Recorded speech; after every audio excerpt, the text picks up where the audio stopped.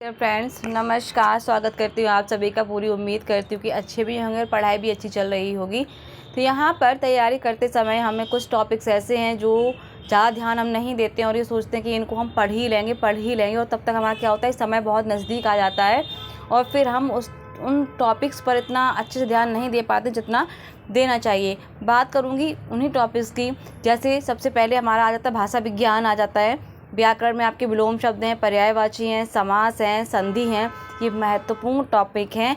उसके बाद बचता है मोस्ट संस्कृत का। काव्य शास्त्र तो थोड़ा सा अच्छा खासा हम जानते हैं कि हिंदी शास्त्र काव्य शास्त्र लगा हुआ है, व्याकरण भी लगा हुआ है, पर इनमें जो एक दो नंबर के आपके पर्यायवाची हैं, विलोम शब्द हैं, समास हैं आते हैं और भाषा विज्ञान संबंधित का एक दो प्रश्न आ ही जाते हैं। अब वो एक दो प्रश्न के लिए हमें पूरा डीपली पढ़ना पड़ेगा, तब जाके हम उन प्रश्नों का सही उत्तर दे पाएंगे। मोस्ट टॉपिक अब बचता है आपका संस्कृत का। तो यहाँ पे संस्कृत के जो रचनाकार लगे हुए हैं उन रचनाकारों को अच्छे से पढ़ना है, उनकी रचनाओं को पढ़ना है। फिर उन रचनाओं में लेखक ने कितने क्या अंक हैं, कितने अंकों का नाटक है, कौन इसका पात्र, उसमें महत्वपूर्ण कालिदास का आपको अभिज्ञान शाकुंतलम है, उसमें लगभग उनके जो छंद हैं। और ये पूछता था लास्ट टाइम, ये पूछा था कि कालिदास ने अभिज्ञान शाकुंतलम में कितने प्रकार के छंदों का प्रयोग किया है। तो इस तरीके से हमें तैयारी करनी है कि थोड़े थोड़े रचनाकारों के बारे में भी पता हो, उनकी रचनाओं के बारे में पता हो, रचनाओं के अंकों के बारे में पता हो, उनके पात्रों के बारे में पता हो। तो यहाँ पर अब हम ये तैयारी करें कैसे? संस्कृत की किताब नहीं है। मैं तो ये कहूँगी यदि आप यूपी बोर्ड से हैं और आपके पास कोई स्कूल है तो आप 10th की 12th की व्याकरण की संस्कृत किताब ले सकते हैं, और जो फर्स्ट पेपर की है उसमें भी रचनाकार दिए हुए हैं। और यदि कुछ भी नहीं है तो आप एक काम करेंगे, यूट्यूब पर अच्छी क्लासेस आपको मिल जाएंगी, बहुत अच्छी संस्कृत की। बहुत एफर्ट्स करने की जरूरत नहीं, क्योंकि संस्कृत 1-2 नंबर का नहीं आता, 8 से 9 नंबर का आराम संस्कृत का क्वेश्चंस बन जाते हैं।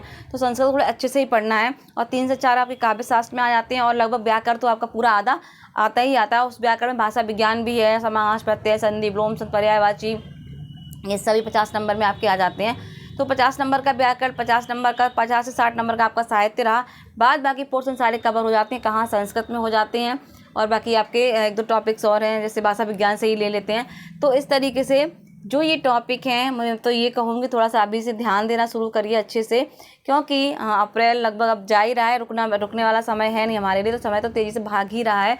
तो बस ये कोशिश करती रहिए कि थोड़ा थोड़ा समय निकाल के संस्कृत को भी, भाषा विज्ञान को भी, व्याकरण के पोर्शन को भी बहुत अच्छे से पढ़िए, क्योंकि सरल वाला लेवल अब नहीं रहा।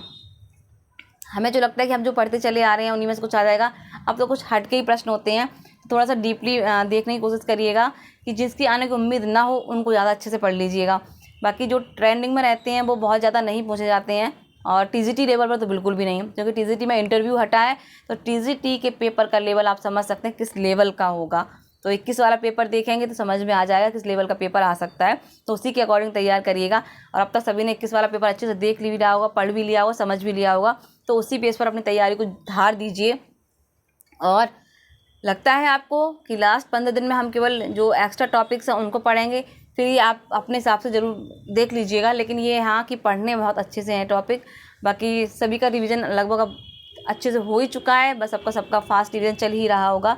तो भाई बस यही उम्मीद करती हूँ कि अच्छे से पढ़िए, तैयारी करते रहिए। ईश्वर ने चाहा तो हम सब जरूर सफल होंगे। इन्हीं शुभकामनाओं के साथ वाणी को दूंगी विराम। नमस्कार, जय हिंद, जय भारत।